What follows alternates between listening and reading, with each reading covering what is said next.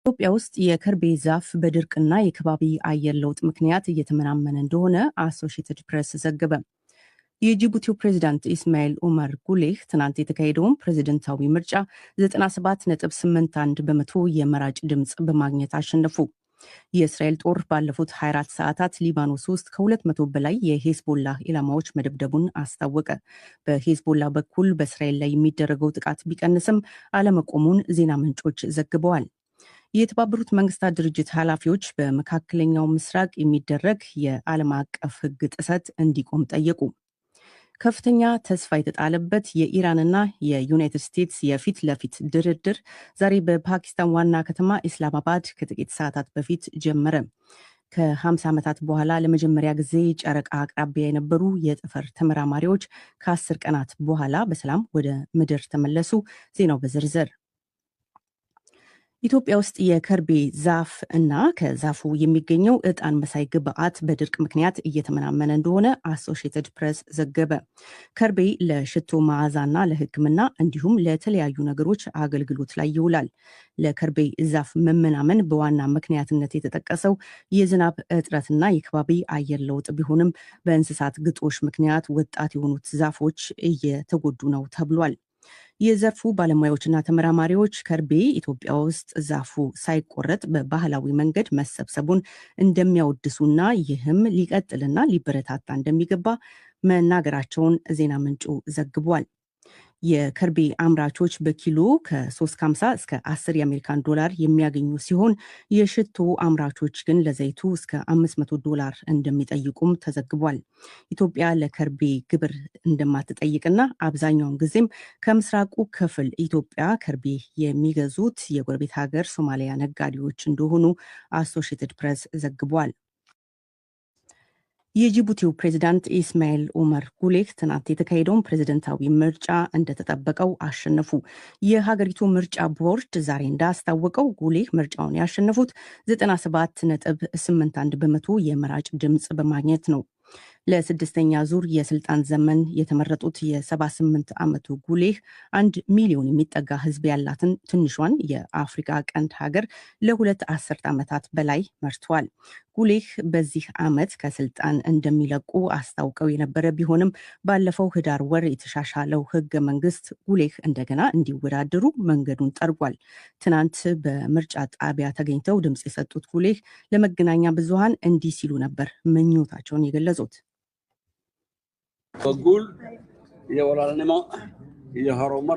ድልን፣ ወንድማማችነትን፣ ብልጽግናን ሁሉም ሰው ኃላፊነቱን እንዲወጣ እመኛለሁ። እናም ሁሉን ቻይ የሆነው አምላክ እስካሁን ድረስ ለነበረው ሂደት እናመሰግናለን። ይህም ምርጫ በመላው ሀገሪቱ በሰላም እንዲጠናቀቅ እመኛለሁ። የዘንድሮም የጅቡቲ ፕሬዝደንታዊ ምርጫ ብዙም ፉክክር ያልታየበት ነበር። በትናንቱ ምርጫ የመራጮች ተሳትፎ ዝቅተኛ እንደነበርም ተገልጿል። የጉሌህ ተፎካካሪ የቀድሞ የገዢው ፓርቲ አባልና በምህጻሩ ሲዲዩ የሚባለው ፓርቲ መሪ ሙሐመድ ፋራህ ሳማታር ነበሩ። የሶማሊያው ፕሬዝዳንት ሐሰን ሼክ ሙሐመድ ፊፋ ለዓለም ዋንጫ የፍጻሜ ጨዋታ በዳኛነት ለመረጣቸው ሶማሊያዊ የእግር ኳስ ዳኛ ኦማር አብዱል ቃድር አርታን የእንኳን ደስ አለህ መልእክት አስተላልፉ። የ34 ዓመቱ አርታን በሶማሊያ ታሪክ ለዓለም ዋንጫ በዳኛነት የተመረጡ የመጀመሪያው ሶማሊያዊ ናቸው። በመጪው ሰኔና ሐምሌ ወራት በካናዳ፣ ሜክሲኮና ዩናይትድ ስቴትስ በሚደረጉት የፍጻሜ ጨዋታዎች ላይ ፊፋ ከመረጣቸው 52 ዳኞች መካከል አርታን አንዱ ናቸው። ፕሬዚደንት ሐሰን ሼክ ሙሐመድ አርታን የሶማሊያን ስም በዓለም አቀፍ መድረክ ከፍ ያደረገ ነው ብሏል። ዳኛ ኡመር ያሳየውን ጥረት፣ ሙያዊ ብቃት አደንቃለሁ ያሉት ፕሬዚደንቱ ዳኛ ኡመር አብዱል ቃድር አርታን ለአዲሱ የሶማሊያ ትውልድ አርያ እንደሚሆኑም ገልጸዋል። ዓለም አቀፉ የእግር ኳስ ማህበራት ፌዴሬሽን በምህጻሩ ፊፋ የዓለም ዋንጫ የፍጻሜ ጨዋታ ዳኞችን ስም ዝርዝር ይፋ ያደረገው ባለፈው ሐሙስ ዕለት ነበር። አድማጮች የምትከታተሉት ከዶይቼ ቬለ DW የሚተላለፈውን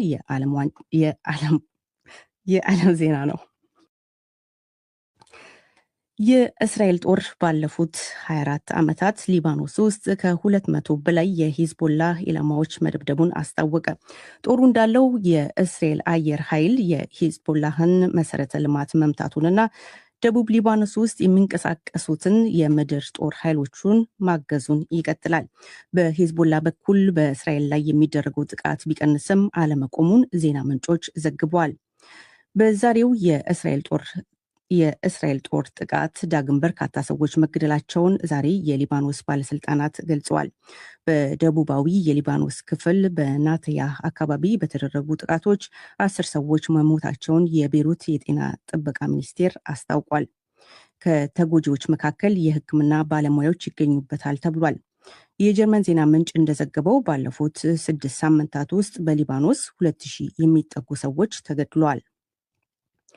የሊባኖስ ፕሬዝዳንት ትናንት አርብ እንደተናገሩት በእስራኤል ሄዝቦላ ጦርነት ላይ ለመምከር በሚቀጥለው ሳምንት ከእስራኤል ጋር በዋሽንግተን ቀጠሮ ተይዟል። ይሁንና እስራኤል በዋሽንግተኑ ቀጠሮ ከሂዝቦላ ጋር ስለሚደረግ የተኩስ አቁም እንደማትደራደር ዛሬ አስታውቃለች። የተባበሩት መንግስታት ድርጅት ኃላፊዎች በመካከለኛው ምስራቅ የሚደረግ የዓለም አቀፍ ሕግ ጥሰት እንዲቆም ጠየቁ። በመንግስታቱ ድርጅት ስር የሚገኙት የተለያዩ ኤጀንሲዎች ኃላፊዎች ዛሬ በወጡት የጋራ መግለጫ ዓለም አቀፍ ሕግ ሊከበር ይገባል ብለዋል። ባለፈው ወር ብቻ በመካከለኛው ምስራቅ በሺዎች የሚቆጠሩ ሰላማዊ ሰዎች ተገድለዋል ወይም ቆስለዋል፣ እንዲሁም በመቶ ሺዎች የሚቆጠሩ ተፈናቅለዋል ያለው መግለጫው ጦርነቶችም ህግጋት አላቸው፣ እነዚህ ህጎችም መከበር አለባቸው ይላል። በመግለጫው መሰረት ባለፉት 4 ወራት ውስጥ 14 የእርዳታ ሰራተኞች በፍልስጤም ግዛት፣ 8 በኢራን እንዲሁም 5 በሊባኖስ ተገድለዋል። የተባበሩት መንግስታት ድርጅት ኃላፊዎች ባወጡት የጋራ መግለጫም የተባበሩት መንግስታት አባል ሀገራትም ሆኑ ታጣቂ ቡድኖች ሲቪሎችን፣ የሰብአዊ እርዳታ ሰራተኞችንና የሲቪል መሰረተ ልማትን የመጠበቅ ህጋዊ ግዴታን እንዲያከብሩ እንጠይቃለን ብለዋል። ከኢራን ጋር የሚካሄደውን ጦርነት በዘላቂነት ለመፍታት ከፍተኛ ተስፋ የተጣለበት የኢራንና የዩናይትድ ስቴትስ የፊት ለፊት ድርድር ዛሬ ፓኪስታን ዋና ከተማ ኢስላማባድ ላይ ከጥቂት ሰዓታት በፊት ጀምሯል። የዩናይትድ ስቴትስ ልዑካን ቡድን በምክትል ፕሬዚደንት ጄዲ ቫንስ ሲመራ የኢራን ልዑካን ቡድን ደግሞ በምክር ቤት አፈ ጉባኤ መሐመድ ባገር ጋሊባፍ እንደሚመራ ተገልጿል። የፓኪስታን ጠቅላይ ሚኒስትር ሼህባዝ ሻሪፍ እና የሀገሪቱ ጦር አዛዥ ፊልድ ማርሻል አሲም ሙኒር እንደሚያደራድሩ የሀገሪቱ ዜና አገልግሎት ኢሪብ ዘግቧል። ልዑካን ቡድናቸው ፓኪስታን ውስጥ በመደራደር ላይ ሳለ የዩናይትድ ስቴትሱ ፕሬዚዳንት ዶናልድ ትራምፕ በርካታ በዓለም ላይ አሉ የሚባሉ ግዙፍ ታንከር ያላቸው መርከቦች ወደ ዩናይትድ ስቴትስ ምርጥ የነዳጅ ዘይትና ጋዝ ለመጫን እያቀኑ ነው ሲሉ በማህበራዊ መገናኛ ዘዴያቸው ጽፈዋል። ኑ እየጠበቅናችሁ ነው ሲሉም ትራምፕ አክለዋል። ትራምፕ እንዲሁ ዛሬ ቀደም ብለው ባሰራጩት መልእክት የዩናይትድ ስቴትስ ጦር ኃይል የሆርሙዝ ሰርጥን ነፃ ማድረግ ጀምሯል፣ የኢራን ፈንጅ ቀባሪዎችን በሙሉ እንዲሰምጡ ተደርጓል ብሏል። ትራምፕ ይህን ይበሉ እንጂ የሆርሙዝ ሰርጥ ነፃ ስለመሆኑ በገለልተኛ አካል አልተረጋገጠም።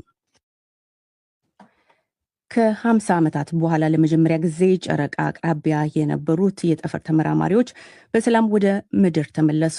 እንደ ብሔራዊ የበረራ ሳይንስና የውሃ አስተዳደር ናሳ ገለጻ የጠፈር ተመራማሪዎቹ በታቀደው መሰረት በፓሲፊክ ውቅያኖስ ማረፋቸውን አስታውቋል። በዚህ መሰረት አራቱ አርተሚስ 2 የተባለው ጠፈር ተመራማሪዎች በሀገሪቱ የሰዓት አቆጣጠር ትናንት አርብ ከአመሻሹ 11 ሰዓት 7 ደቂቃ ላይ እንደታቀደው ሳንዲያጎ አቅራቢያ ፓሲፊክ ውቅያኖስ ላይ በፓራሹት አርፏል። 3 አሜሪካዊና 1 ካናዳዊ የጠፈር ተመራማሪዎቹ ወደ ምድር የተመለሱት ከ10 ቀናት ቆይታ በኋላ ነው። የጠፈር ተመራማሪዎቹ በአጠቃላይ ከ2.3 ሚሊዮን ኪሎ ሜትር ርቀት በላይ መጓዛቸውም ተገልጿል። ጨረቃን ዙሪያዋን የዞሩትና ከመሬት ለመጀመሪያ ጊዜ ያን ያህል ርቀው የተጓዙት ጠፈርተኞች ወደ ምድር ሲመለሱ በጥሩ የጤና ሁኔታ ላይ እንደነበሩ ናሳ አስታውቋል።